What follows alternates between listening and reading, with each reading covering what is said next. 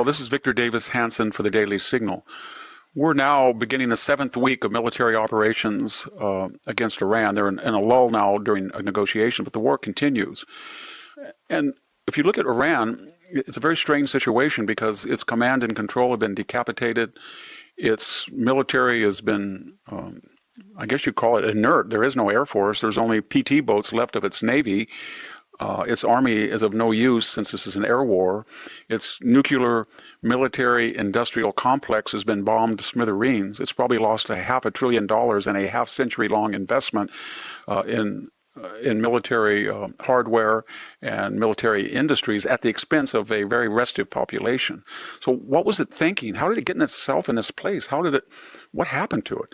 Well, it had an expansive view of itself, an inflated view. Why? During the Obama administration, the Obama State Department and Obama himself sent these messages to Iran that maybe a Shia crescent, maybe Tehran, Damascus, Beirut, Gaza, people in Yemen might balance the Sunni Arabs of the Gulf with their money and the military power of the Jewish state of Israel, and Obama might step in from time to time to adjudicate this, I guess they call it creative tension. In other words, we said there was no moral difference between the Iranian bloc and its opponents, when there was, of course. Now, that gave the impression to Iran that we were afraid of them, or we would always be willing to make concessions. When Biden came in, the Iranians looked at him. The first thing he did was beg them to get back in the Iran deal. That inflated their egos even greater.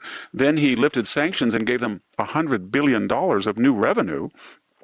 Meanwhile, the Iranians were looking at Russia going into Ukraine, and the United States had done nothing other than say our reaction will hinge on whether it's a minor or major invasion. And then came October 7th, and the Iranians had subsidized Hezbollah, Hamas, and the Houthis and its proxies and clients in Syria and Iraq with the idea they had created a ring of fire around the Jewish state, and that after the October 7th massacres, which they deny they had foreknowledge, but they obviously strategically planned it with their clients, they thought that the United States wouldn't do anything, and they were pretty much right about that during the Biden administration. If even worse, we kind of distanced ourselves from Israel, and Iran knew that.